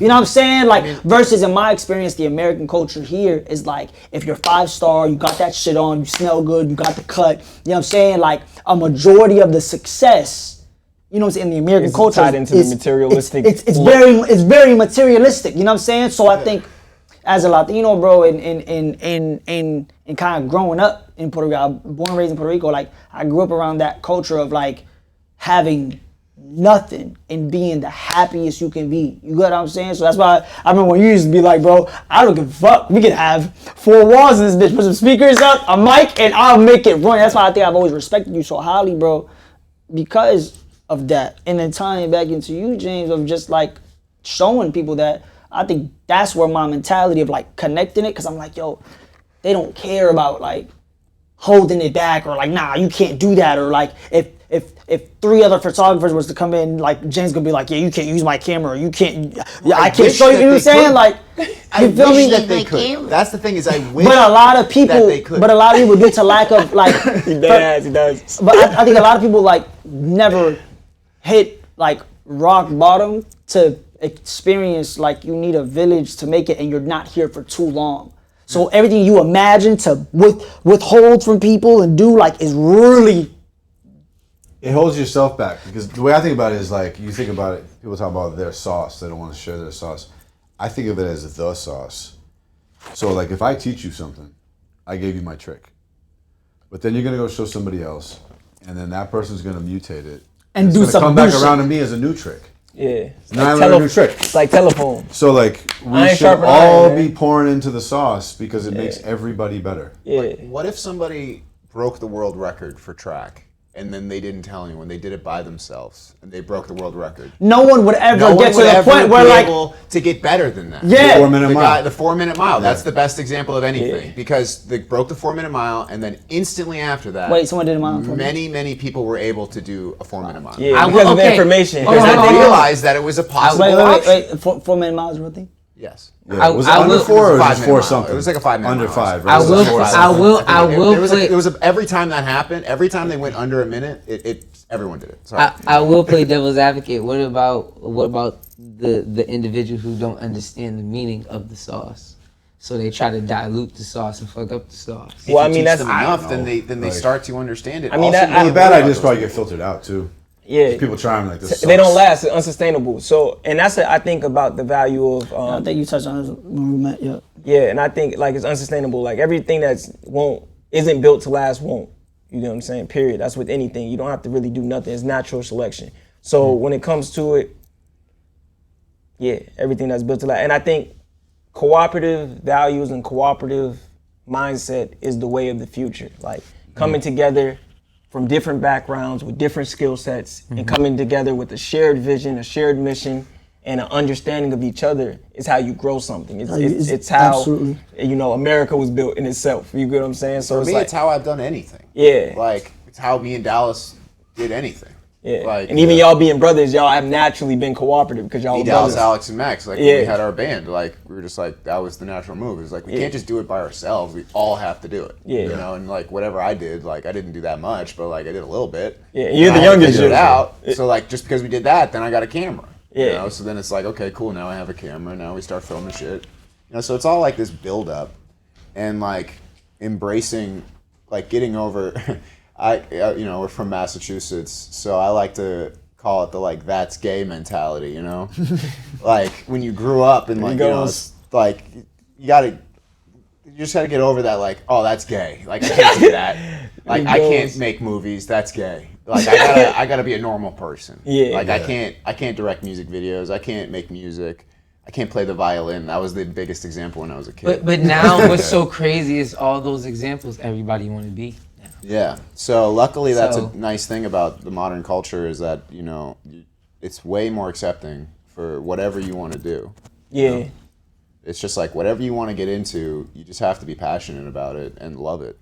But I think a lot of people get into shit for the wrong reason nowadays, where they look at the money, the thirst for adoration. The metal album, the sequel to the Cherubbone's first album. We just announced it. It's coming. It's coming. Oh, But really? Did we announce that? We just announced the Oh, Cherubbone's sick. second album. We're gonna force Alex to make it. Y'all have an album? We have one Oh, album. yeah. Yeah. Hell Is yeah. it's on streaming? Fuck yeah. What's it called? Breaking. The continuous cut. That's been out for like 5 years. Yeah. Fuck yeah. It's all for your brothers. Yeah. That's fire. The Fucking roses. sick. Yeah, man. It's one of my favorite things Yeah, it's ever. heavy as fuck.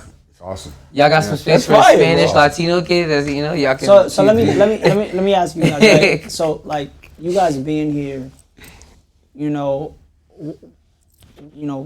I want to kind of talk about like what are the plans that we have here, like you know, in terms of I know we off the top with a lot of stuff, but like what's what are some of the events that people can be expecting here, the experiences, like aside from just the normalities of recording It's from gonna your be guys' a- experience. A You know what I'm saying? a lot of live streaming. Yes. A lot of live streaming. Like, Yeah, you're gonna be able yeah. to see what the fuck is going on here. Yeah. You know. It's like Fish Tank. I want to do at least like monthly invite-only cookups that we live stream and we like finish the songs and drop them right away. This is the Shoot perfect videos example that night. of someone being like, no, don't say that because someone's gonna take I don't care. You can go do your own version of it, but like we're gonna do our shit. Yeah. You know, like doesn't matter to me. Hopefully other people start doing it too. Yeah, it'd be awesome. I always say we Then need Boston more. gets more put on the map, Right. and then we all get put on. Right. That's Yeah. the thing is if anyone in Boston gets put on that's actually for Boston, then everyone gets put on. Yeah. That's how it works. That's why people are so stupid with the crabs Yeah, in we're the gonna- bucket shit. The crabs in the bucket shit never fucking works. That's why everyone always talks about it, but it seems like no one ever executes. Yeah, like I don't really believe in like people that be like, people withholding information. I really think it goes down to habit and experience of like, I think you had said it on a pod that I think actually you had said something on that pod and you had said like something about like the reason kind of like you work on your habit a lot. Like you try your hardest. I forgot you was on somebody else's pod, but you was basically talking about like how you try your best to like never be addicted to something or like in like a habit of something. And when you said that, I consider discipline really self-love. And sometimes to have a lot of self-love, you need a lot of discipline. And one thing that I commend you for, bro, is your discipline, bro, is fucking insane, bro. You know what I'm saying? Like for you to be like, yo, I'm gonna just, like not even cold cut turkey smoking or whatever the case may be, but just you to be like, all right, I'm gonna stop this and I'm gonna, you know what I'm saying? Like that takes a lot of self-love and discipline. And sometimes, back to what he said, like sometimes you dismiss that because you know you put your body, you put your mind through everything so the next person, the next generation, the next peers around you don't have to experience that. And there's only a certain amount of unique people that can even think at that critical capacity level. And I think you and your brother are really one I think of we're all people that strive to improve ourselves and shit. I think everyone and can think at that level. It's just your personal experiences and like, you know, luckily we had the benefit of having fucked up things happen in our childhood that we all had to kind of rally around each other and be like, okay, like, you know, so with our dad and shit. So. What are a couple other things that, you know, artists, producers, creatives, you know what I'm saying? Like I feel like a lot of times when people build studios, it's usually like for art, you know, artists.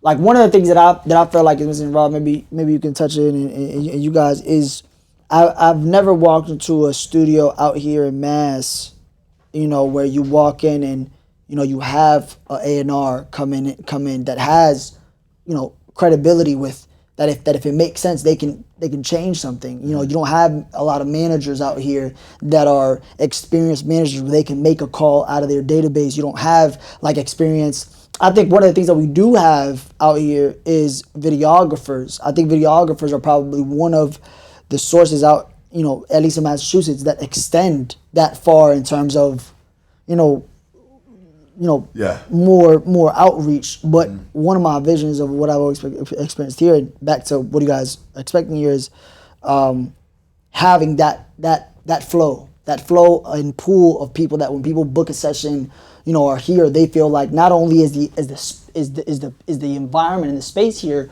valuable, but I know that when I accomplish something, a record, a video, whatever, I know that it's of quality, that we're gonna be honest, we're gonna tell you, hey, this is, you should be, you know what I'm saying, that we can make a call and make it happen, versus a lot of studios is like, yeah, this is fire, just post it on Facebook and announce the video that it came out and it'll be great. It's like that unrealistic world. How do you guys figure to change that? You know what I'm saying? From I'm trying to bring industry in here, you know, but that's what we have to do. But industry is such a crazy word.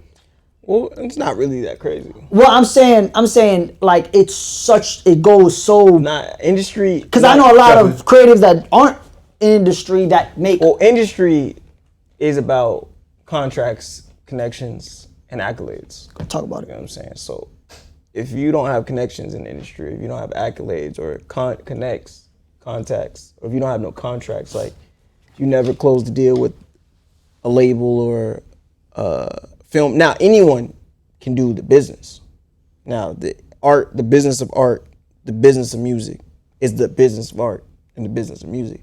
But the industry is like a fraternity. Like, it's like, where are your contracts? Where are your accolades? Like, what have you done? Like, where have your records placed? Where have your records gone? What have you been able to accomplish? What is your biggest deal?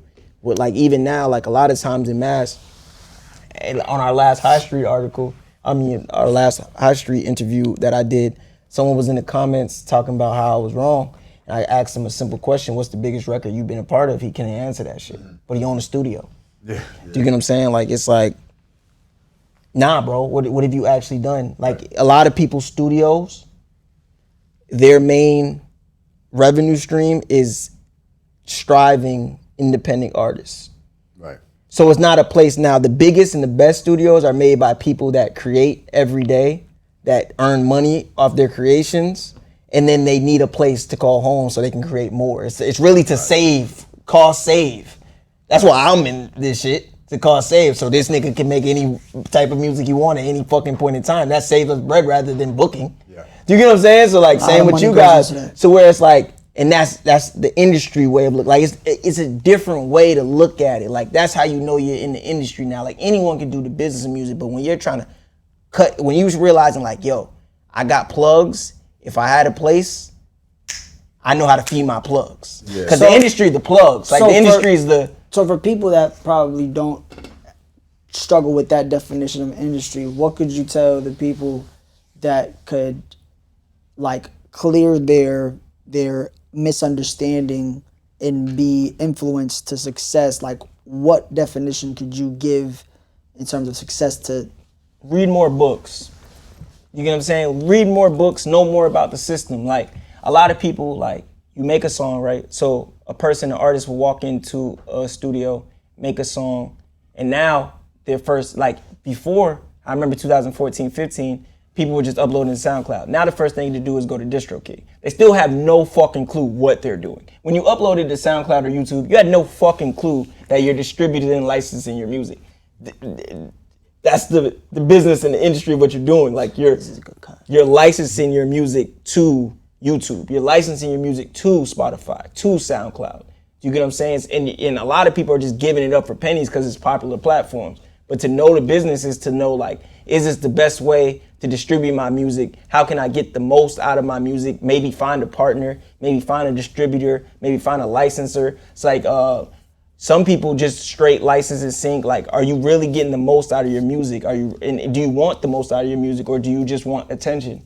Like, I think there's like two sides of it now. Like, whereas like, I'm not gonna say in the 80s, I didn't live in the 80s, I didn't live in the 70s, so I don't know what 90% of artists look like in the 80s. Like, but I just know like there was probably better ways of getting attention and easier ways than being an artist. You know what I'm saying? Absolutely. Like, cause recording costs were probably too crazy. And I think now a lot of people just record a song. Oh, you recorded that? Oh, you know what I'm saying? Yeah, I don't know.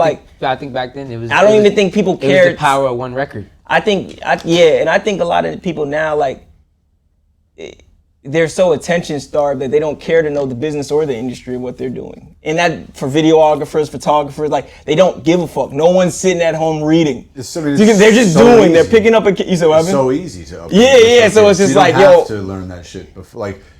Before to distribute music in the 80s, 90s, 70s, or whatever, you had to really understand the music business because you were distributing digital copies to stores, big stores. Yeah, and disc you had to jockeys. know what the fuck you were doing. Now, it's literally a file uploaded. It's distributed to everybody in the world. Yeah. So you don't have to know shit. Yeah. You know, but you should. You should, and you should be educated before you step into any arena you choose. You feel me? Especially like when it comes to creativity, like, bro, creativity is so beautiful because you can. It can be therapeutic. It can be an outlet. It doesn't have to be industry. That's where it's interesting because our business, like, I'm not even saying everything you do has to be industry or business, like, because it's creativity. So sometimes it's just to be therapeutic or to express your, just to make a song for themselves. Yeah, and that's okay too. And Rise accepts those too. You know what I'm saying? But then there's the other end of artists who want to make a career and a living, and those two sides need to understand that they don't move the same. Right. Like when you're making a song to express yourself or tell your girl you love her or tell your mother you miss her, that's not the same. That it can be, yes, you can make a lot of money, but if it's just to pour your heart out, we're here for that too, and that's the creation of it. But when it comes to once you leave that, and now you have this product, now you have this physical thing. You need an analysis because the file is a physical thing. Whether it's a file, like it's once you have that and you want to know what's next, I think educational system, formal, informal collaborations with us and some of the major players when it comes to education, when it comes to institutions in the music and art space, I think Rise is going to be the go-to studio for a lot of those institutions, organizations, and corporations in a way that I don't think people are going to be able to keep up with. You get what I'm saying? Just because of our knowledge base and just because of the ability to understand the business that I have, you get what I'm saying? That, you know, every day I'm in meetings and they're excited and thrilled. And they were excited and thrilled before a space. So you get what I'm saying? Like now that there's a physical location where you can see the embodiment of our life, like our life's work and our life's creativity coming to the front to where now we can operate our business at a high level. Man, it's not, you walk in this place, like, I know y'all on video or whoever watching, like, I know y'all can't feel it. When you walk in, you can feel it. You know what I'm saying? And that's for anybody. And Yeah, that's just hard to. It's hard to duplicate that, and I think music is the business and the industry. The business is about bottling that feeling, and the industry is about selling that shit, getting it moved through. You get what I'm saying? But the actual feeling where you come in here and you create, that ain't got nothing to do with the business or the industry when you create it from what's in your heart. But once after that, once it's something, then that's the business and then industry. And I think a lot of people can know and understand that, and Rise would be a good place to learn that. Dude, I just realized that we're doing an episode of this show in our own studio. Yeah, That's so fucking awesome. Only a man That's so fucking awesome, dude. You know how long I've wanted to fucking do that? That's fucking tough. You know? Yeah. Big Love you move. guys, man. Yeah, Big facts. move. What's your favorite Don't room leave me in hanging, here? dog. Definitely, man. I gotta get used to the pod room. We gotta see that once the live stream set up. But I love the lounge too. The lounge is vibe. The lounge is a vibe, bro. The lounge is Photography, here. videography room. That's your favorite? Yeah, I mean, you know me, I'm a gearhead. The A room is always gonna be my, Right, it's gonna be it's my hard baby. to- But in even that terms of- low key, but I man. gotta default the A room though. I done caught a mean nap in the orange, the purple room, man. I done It's caught, nice you know in what I'm there, right? saying? I It's was just chilling vibe. It's a after- vibe. after- Guys, yeah. room names coming soon. Facts. Yeah. Room names coming soon. But yeah, the Y'all purple got one's fire. ideas, drop them. Yeah. But yeah, the lounge, like I said, I love the lounge just when it comes to thinking. But every room is tough in here, and I love that it's concise. You know what I'm saying? Like it's very concise. It's not, there ain't no unnecessarily woodwork. Like there's not no unnecessary like planks, like where I might step on a fucking thing Nah, and dude. my fucking Yeah. ankle break type shit. You know what I mean? Where it's like you walk in and everything is together. You Yeah. get what I'm saying? I love that. Yeah. In Dallas, we're talking about that. It's like there's no. We tried to make it so that there wasn't like a place where it's like, oh, don't like look there. Yeah, too many studios I go in, there's just a bunch of trash for like 30 seconds while I get to the actual door, and I'm like, Yeah. all right, man. Where you walk in is ready to go. It's not like oh man. Big But parking lot, I you know, think plenty what's so parking. beautiful great though about parking. this place is that, you know, at the end of the day, 24/7 is getting taken care of. It's like a baby, you know. I think that's even in when you were saying, you know, just a vision for success in this space, and you know, having kind of just like a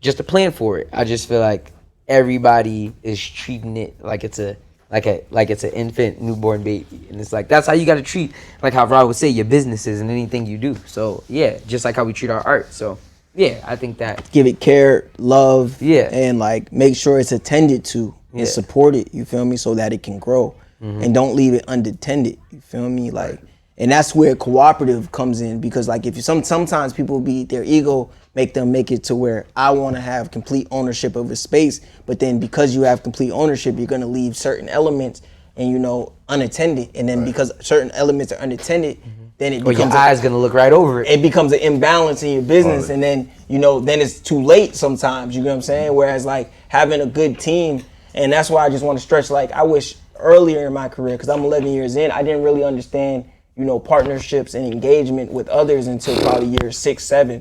You know what I'm saying? I just wish I would have done that a lot Talk about earlier. it, bro. I don't have no brothers. You know what I'm saying? I got Right. sisters, so I'm the only. Talk about it, bro. You know what I'm saying? So I'm the only male that was in the house. So I always thought I had to do a lot of things alone, but I just I'm a part of a lot of great teams now, and I just wish that I would have done this earlier. So for any entrepreneur watching, like if you know people that are like-minded, like get with them, get next to them, and see different things expand, because they can expand your life and your business in ways that you don't even know. Like, and that's the thing. Like I feel like now, like being an art connoisseur and a creative entrepreneur, like life is so expansive because of like you guys, because I get to meet so many interesting people. And you know what I'm saying? They get to like inform me about their lives in a way that we all come from different things. So it's like once I learn a different person's life, and it's like my mind expands and my creativity and my taste level is able to expand, because I know so many people that also are creative. Like no one's dull. You get what I'm saying? That I know. You know what I'm saying? I just appreciate that shit. You get what I'm saying? Especially like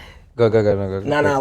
like Jimmy, he never on camera, but this motherfucker is one of the most interesting motherfuckers you will ever fucking meet, bro. He's comedic as shit. Like, and even that, like, you get what I'm saying? Like, yo, bro, like the time we spent, like, bro, I just really thoroughly enjoy like the moments, and it expands my mind and it inspires me, and it just makes me like excited to come to work, because this is work at the end of the day, and I'm always excited Put to in come. work. Yeah, so it never really feels like work, bro. Like, and I know that's cliche as fuck, but it's like dead ass serious. Nah, like, dead ass stuff. like we put in a lot of work to build this shit. Like, Yeah. and it didn't really. It just felt like, yo, brother, that last bro, week and- was crucial, dog. This was insane. yeah, and it just. It's definitely the hardest thing I've ever done in my life. Yeah. For sure. The last week of setting up, that was crazy. Like, Yeah. you know what? Literally, the hardest thing was the tables. The tables were the hardest. That thing. was fucking nuts. Yeah. Tables from the office. The white tables in there were hard to get. was literally the hardest thing I've ever done in my life. Oh, you guys are crazy. Okay, you know. And it got done, you know what I'm saying? Like, even the By coordinating any the means. 13-hour days, you know what I'm saying? Yeah. Shout out to, like I said one more time, shout out to X718 for the painting outside. That was crazy. Yep. And this painting, this shit is crazy, bro. Yeah, we was in This here whole going shit, crazy. all the man. painting, shout out to the guys, the contractors, you feel me, for the painting, to get Yeah, that smooth Andrew. finish, you feel me? Yep. Andrew Bill. yeah. he helping out. Yeah. Everybody helped Bill, out. bro. Yeah, and then, you know, shout out to my Uncle Jim, my Uncle Yeah, James. yeah, good you job, know, yeah. Jess, my cousin Jess, you feel Cousin me? was here. That was awesome. Yeah, he pulled up. Yeah, he pulled And like, up. let me tell, like, He was off the shrooms too. He was like, yo, Oh, that nice. shit. He's like, this shit was Like- crazy. How much you changed it. let me tell y'all, like, the last time I had my mother and my brother in the same room, and his wife in the same room, it's been a long time, bro. And you know, like me being here and being part of this, like when they seen that, like even my mother was like I still remember me recording in the room. When I used to record in the room, she used to always bitch. She remember because you did my first project. speakers was too loud. I had to lay from upstairs, always stomping mad hard, like shut the music off. And me, you know, we used to just crank it up more and just fuck it. You know what I'm saying? So for me to be here now, bro, and just like, you know, for my family to feel like this is like a real thing, bro. You know what I'm saying? Like, this is a great endeavor entrepreneurs, for bro. you to like go. that's hard to make. You get what I'm saying? And with Roz, like I want everybody that walks in there to feel like that. Like I want everybody's mother to be able to walk with them in a session and be like, Yeah, I was You proud made bringing- it, I was you know what I'm proud bringing saying? my son Like- in here, dude. You know, he helped. yeah, me and put your this out, son and too. your son was here, bro. yeah, Even my son when I was seen him, sick, I seen him looking around like Shout out your son. like in my man. like I don't know something like that, but when I seen him, I felt like he was like, damn, my pops is really like that. You know what I'm saying? Like, damn, my pops is really what it That's is. Like that. Yeah, man. Nah, feeling, but your like, son was putting in work too. He was putting up TV hell yeah. mounts. Yeah, Listen, those slab walls. Shout Yeah, out, shout out, Crazy, shout out man. him. He was He wilding did in some here. mathematics. That crazy triangle. wilding in here. It's just right. He made high school make sense. Yeah, low key. Cause he about to was be an using the engineer, though. Pythagorean He's about to be theorem an and all engineer, so that. he's just putting his time in. This is shit that he do. I don't know how you guys did in high school, but he's on a different level of high school. I was than we terrible. were. Yeah, he's about to be an engineer. Bro, I never like- got I never got more than He a was C AP plus. high He was school. the Yeah. National Honor Society. Oh yeah, he's nice. He's about to be he's an nice fucking. like He's about to be an that. engineer, bro. He's nice like that. Nice. Yeah, he's class president. He's goddamn genius. He's literally the man. Yeah, he's Yeah. fucking man, dude. Does Kinda that. crazy Yeah, how much Ivy of the League man he school, actually is. easy. That's tough. Not quite Northeastern, but yeah, the Ivies are tough these days, dude. To get in. Yeah. Yeah, bro. Especially, you know what I mean. Northeastern's incredible though. Yeah, right. He covered a little bit. He covered a little too. He covered a And little even too typical. and even but Too typical. even when you talk You gotta about get like into that, the dance club. You gotta have like perfect SATs and like really all A but pluses. not, but even but even like that, bro. Like fifth. in Yeah, this, yeah, nah, it's, like ridiculous, Dallas was yeah. telling me. it goes back to like Rob said, like really giving you your flowers, bro. Because out of everybody here, bro, you the one with a full family, bro. You know what I'm saying? Son, you know, Two daughters. two daughters. You know what I'm saying? And bro, you make this shit work. You've never missed a pod. You know, Yeah. at least from what I think, I don't think you've ever missed a pod. No, I mean, there's been there here and there, but you know. You know what I'm saying? Sure. But you like that, bro. Sure. And to be here right now, like, bro, that takes and you've like we sat down for a couple of hours, and when you explained to me like your whole Easter egg hunt idea, bro, he made like a whole 2-day plan, like from, it was years long. from Yeah. morning, from the moment you wake up, like we sat down, he's like, yeah, bro, I'm gonna do like that right there, bro. Did I tell you the finale of that?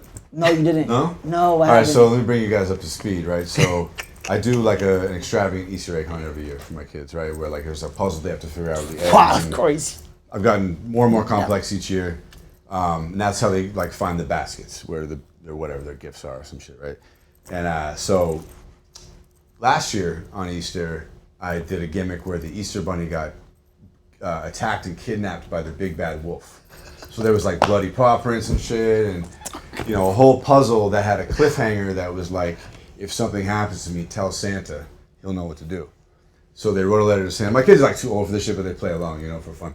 So they wrote a letter to Santa, and then Christmas, they got a letter from Santa, said, we need the Tooth Fairy to find where the Easter Bunny is. She's in the Bahamas. You guys are going on a cruise to find her, because their gift was a cruise for Christmas, right? So that was the continuation. They had to bring a tooth on the cruise, leave it to summon the Tooth Fairy. So someone's tooth had to be gone? And then, yeah, so my girlfriend had to go get the tooth out from under the pillow and shit when we left the room. No, but I'm saying someone had to sacrifice the tooth. Oh, no, I was like, guess what, guys? I saved one. And I really had my daughter's old tooth in my closet, and I pulled it out. Wow. Yeah. Wow, bro. So, Like, yeah, so all right, so fast forward to this Never Easter, gave her money for it. the big finale. The big finale, it was actually a two-parter, because my son was going to Italy with his grandfather on his mom's side for Easter and like spring break. So I knew he was going to be there on Easter, so I had to do a thing pre-Easter where they had to go free the Easter Bunny. So I had my brother and his kids come, and there was like a note and some keys that the Tooth Fairy left that said like, this is where the Easter Bunny is.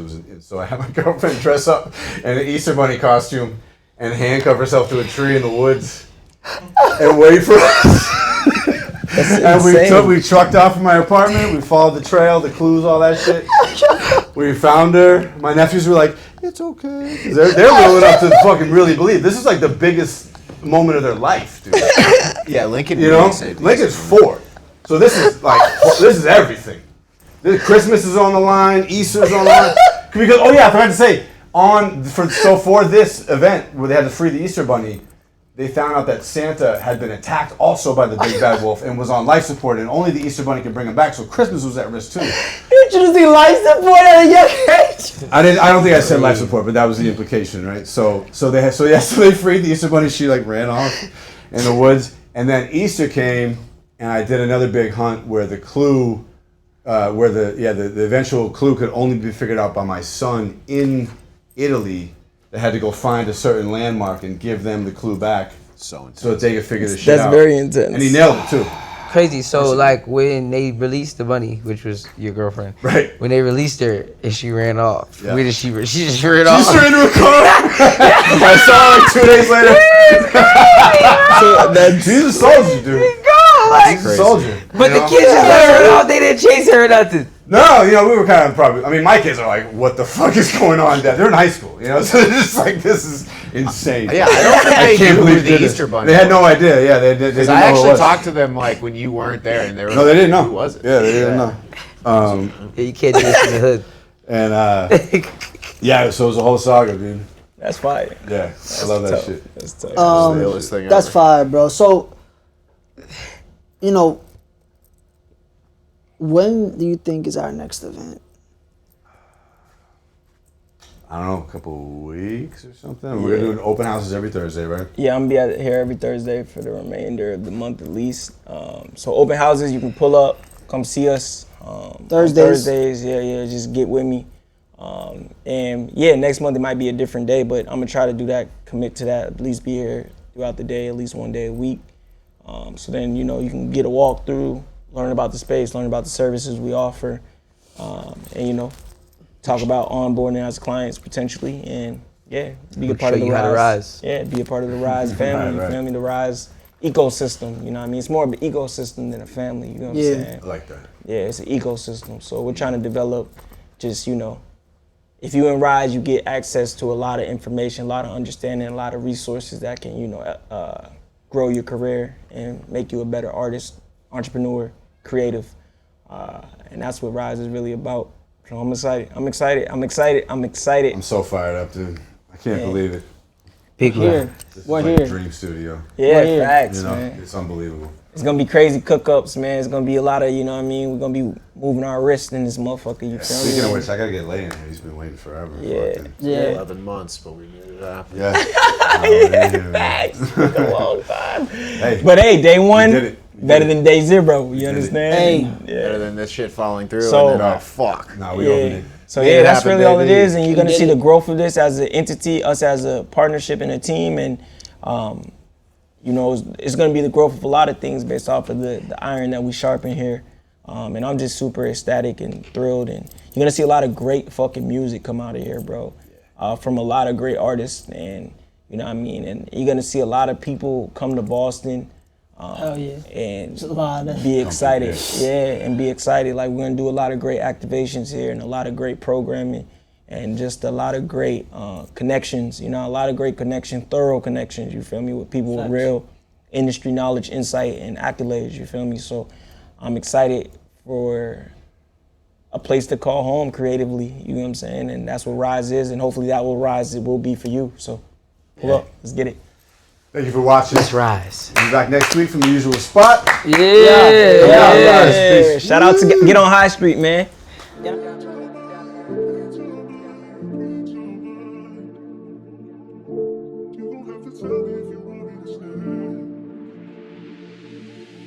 Surrounded by a bunch of have-nots. Bitches tryna steal my stash box, but I'm in need of mad guap. Just tryna write the plot. I'm in and out of places, even though it was mad hot. I can get gone in a minute if you let me. Shorty, please don't test me. But if I get gone in a minute, would they miss me? These days I wish I could get gone, I'm too busy. You wouldn't even get me, yeah. So I'm faded off a drink or two. I'm in the mood. If you say that you got me, baby, please catch me too. Cause I don't know what I'm sipping, always crashing out confused. Confused by me, I'm like the man on the moon. I'm trying to meet my goals and get my mama in a different roof. It's been talk to myself, is it gonna be me or you? Been trying to get my ass in the church. I'm in need of guidance, so I'm going back to the verse. And I've been wildin', reacting off of the times I've been hurt. Yeah, I'm trying to discover the words, I think it's a curse. Lately been feeling the worst. Baby, if you keep it real, I promise I'll take that shit to the dirt. I'm just trying to tell you some shit you probably should've heard on dogs. Trying to get my dogs that can't make it out. They stuck up in their head. I'm trying to get them out. Trying to make the small bread become bigger amounts. And we don't talk about no blood, cause that should've fallen out. I had the D on my back, trying to put me in a box. And when I think about that day, it should've been me in a box. This be the shit in my head, it's like a endless fold of thoughts. And this the weight I gotta carry to the tomb till I drop. Surrounded by a bunch of have-nots. Bitches trying to steal my stash box, but I'm in need of mad guap. Just trying to write the plot. I'm in and out of places, even though it's mad hot. I can get gone in a minute if you let me. Shorty, please don't test me. If I get gone in a minute, would they miss me? These days I wish I could get gone, I'm too busy. Wouldn't even get me. So I'm faded off a drink or two. In the mood.